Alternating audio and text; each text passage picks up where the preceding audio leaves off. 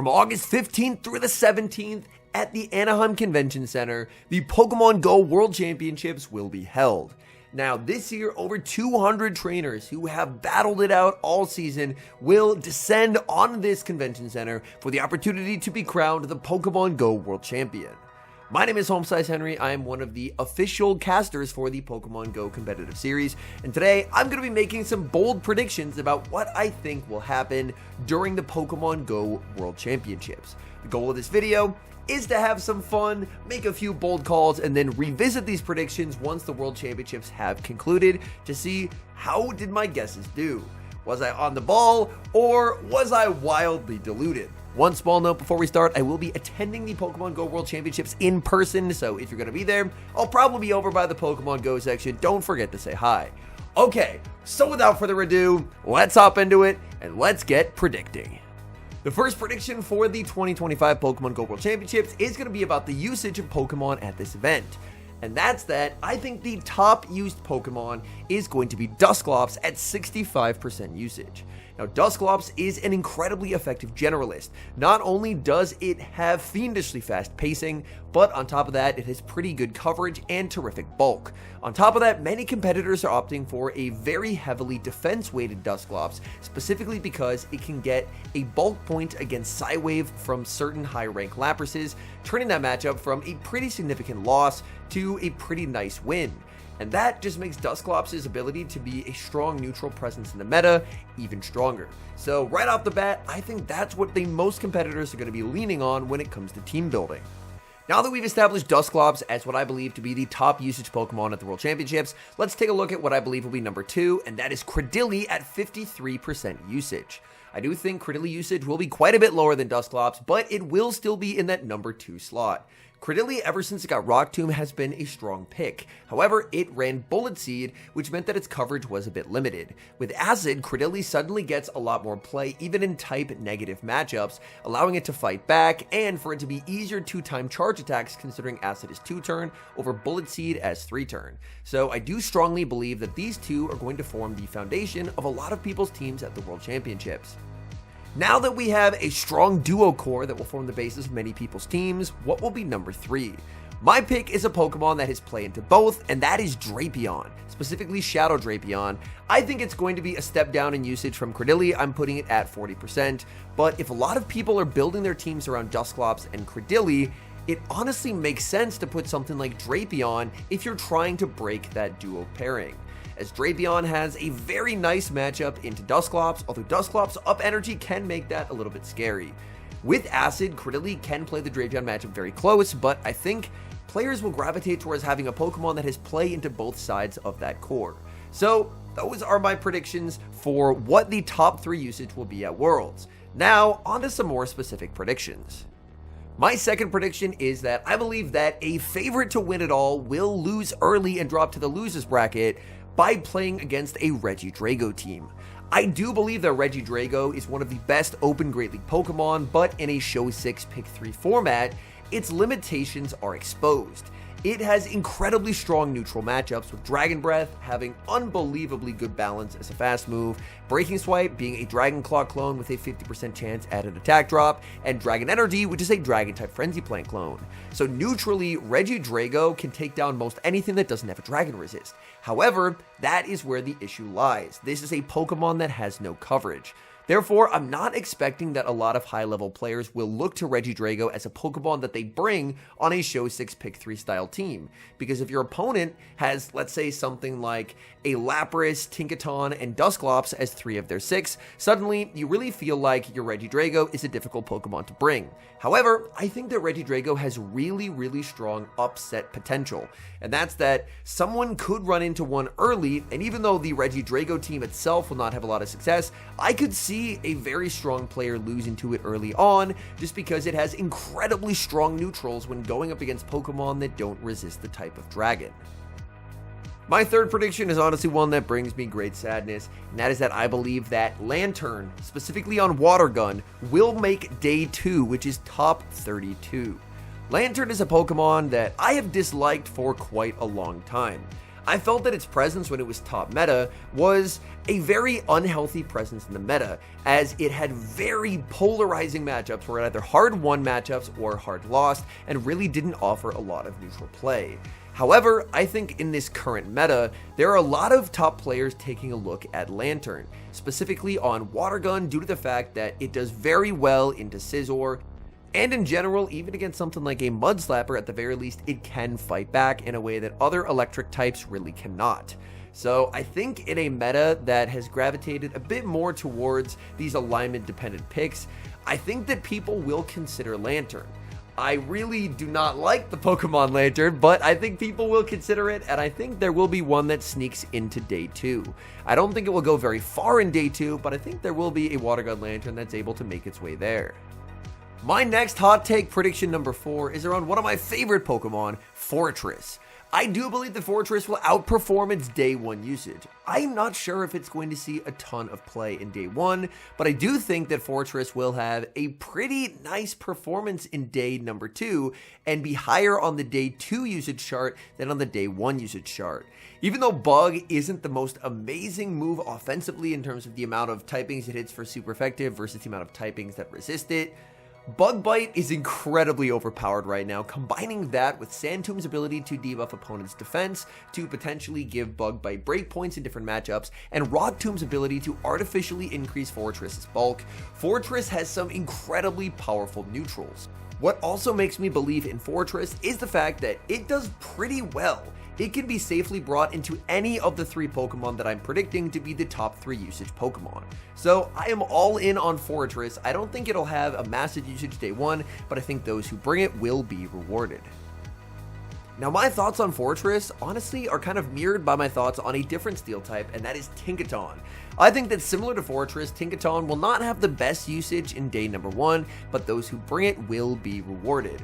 I do think that Tinkaton has an incredible amount of play into the Pokemon that I'm predicting to be very common at this tournament. That, of course, being the Dusclops, Cordillera, and Shadow Drapion. So I do think that those who bring Tinkaton will probably see more success than those who do not, so I'm expecting that its Day 2 usage will outperform its Day 1 usage. I'm not even sure if it'll get onto the top 12 in Day number 1, but I'm thinking that those who bring it will do quite well. Now that I've talked about some Pokemon that I like in general, let's talk about a Pokemon that I think is making it to the top 3. Day 3, that means winners or losers finals, and that is Primeape. Now, whether Primeape is going to be Shadow or regular, I cannot say, but Primeape, I think, is incredibly strong right now, and when it's used well in the right hands, which obviously in the hands of a Worlds competitor, they're going to be able to maximize potential from this Pokemon. I do think a Primeape is going to make Day number 3. Primeape, it quite literally has perfect offensive coverage. It has Fighting and Ghost, which cannot be resisted by any Pokemon except Hisuian Zoroark, which is just unplayably bad at the moment in Go. Now, whether people opt for Close Combat or Ice Punch, I can see it either way. Close Combat, obviously, anytime there isn't a Fighting Resist, is basically a delete button for any Pokemon, whereas Ice Punch can allow Primeape to actually stand toe-to-toe with some flying types like Jumpluff. Where Primeape can struggle is due to its extreme frailty. Anytime an opponent has a lot of fast move pressure, something like, let's say, a Shadow Scizor or an Araquanid, even if it's a resisted Bug Bite, Primeape just does not have the bulk to withstand those hits. So Primeape is best used if it has an ability to potentially get a small energy head start, farm something down in a mid game, and just try and unleash waves of boosted damage before the opponent has an ability to farm it down. I am expecting that when the dust settles at the end of Day 2, with only 3 teams remaining in the tournament, Primeape will be on at least one of those teams. Now that I've made quite a few predictions about Pokemon that I think will do well, let's talk about the people using those Pokemon. The final part of this video, I'm going to be going region by region and making a prediction as to one battler who I think is a guaranteed lock to make top cut, Day number 2, top 32. I'm going to be doing this 4 times. Once for North America, once for South America and Latam, once for Europe, and once for Asia. And for Asia, I'm also going to be including Australia and New Zealand. So, the first region we're going to be talking about is Europe. For me, there are two immediate top contenders when it comes to a potential Day 2 lock, and that is PvP David and Pokémon. First, let's talk about Pokémon. Pokémon has had a pretty incredible season. Third at NAIC, runner-up in Seville, won the European International Championship, and never had a placement worse than 9th in Stuttgart. So a truly unbelievably consistent performance from Pokémon. My only slight worry is a bit of a tough performance at the previous year's World Championship, but this year it's been harder to be any better than Pokémon has. The next trainer we'll be talking about is PvP David. As we take a look at David's season, much like Pokémon, he's had a pretty incredible season, starting off with a 9th in Gdansk, winning it all in Stuttgart, and back-to-back runner-up finishes in Stockholm and Bologna. Obviously, the European International Championship was not the results that he was hoping for, but across the board, even in a somewhat limited sample size, a very strong season. And as we take a look back to the previous season, a 5th place at the European Internationals and a 7th place finish at Worlds. I do believe that Pato had the stronger 2025 season, but David having the very strong performance at 2024 Worlds I think holds weight as well. To me, this is a true toss-up. I really feel like both names will almost assuredly be in Top Cut in day number 2. I think I'm going to give the slight edge here because I just have to pick one basically to PvP David, and that is based off of the previous strong performance at Worlds 2024 where he placed in 7th. But as I mentioned, I am very much expecting both trainers will make top 32 relatively easily. The next region we'll be talking about is North America. North America is lucky to have an incredibly large number of strong trainers. Today, I'm going to be talking about two in particular who I think probably had the best seasons, and that is going to be Elam and its Axen. Let's start with Elam. When we take a look across Elam's 2025 season, it is exceedingly impressive. 3rd at Baltimore, 5th at Louisville, 5th at the Latin American International Championships, followed by a win in Toronto, a win at Atlanta, and a 2nd place finish at the North American International Championships. A truly spectacular season from Elam.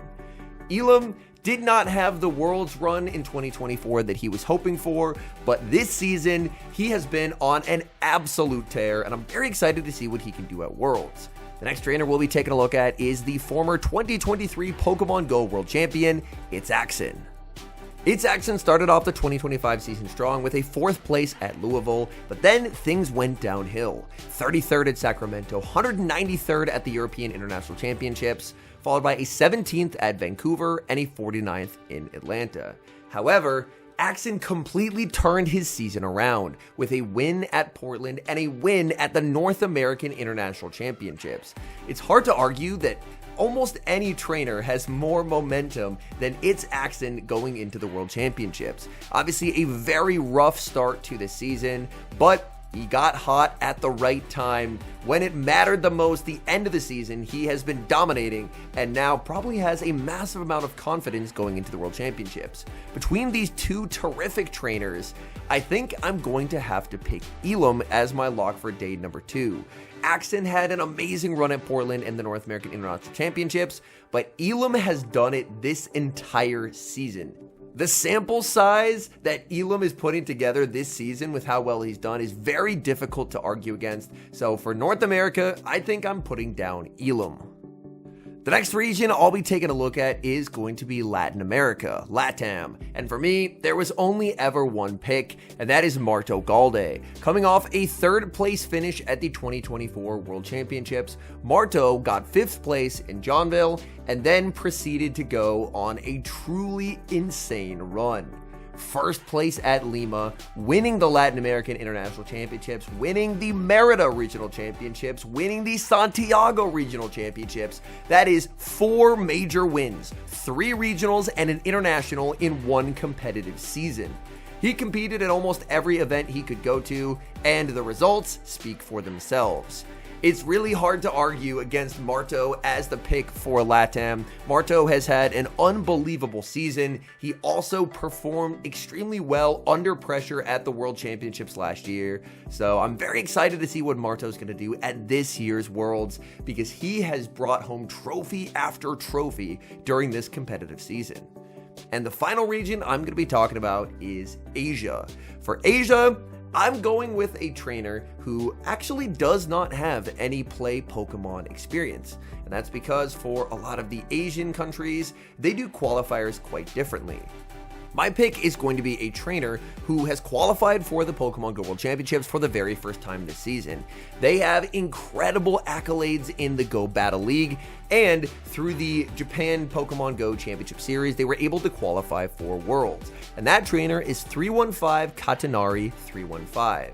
They are best known for hitting 3,500 ELO in just about 250 battles, an accomplishment so staggering that even just reading it in my script is very difficult to believe. So they're a trainer who has basically done what almost no one could do in the Go Battle League. Now, obviously, a Show 6 Pick 3 style tournament is quite a bit different from the Go Battle League, but having that kind of mechanical understanding of the game translates very well to a Show 6 Pick 3 environment, and they demonstrated that they can perform well in a Show 6 environment by doing well at the Japan qualifiers. So that is my list. The full list of 4: PvP David, Elam, Marto Galde, and 315 Katanari 315. I look forward to revisiting all of these predictions once the World Championship has concluded to see, am I a visionary? Did I get it all right? Or more likely, did I get all of it wrong and I was way off base? Anyways, thank you guys so much for watching. This is More Slice Henry, my second channel. My name is Home Slice Henry, where I post content related to the Pokemon Go Championship Series, educational content, and basically any content that I want to make that I feel doesn't really have a home on my main channel. If you enjoyed the video, consider leaving a like on it, helps the channel grow, and subscribe to this channel if you have not, and I'll see you guys in the next video.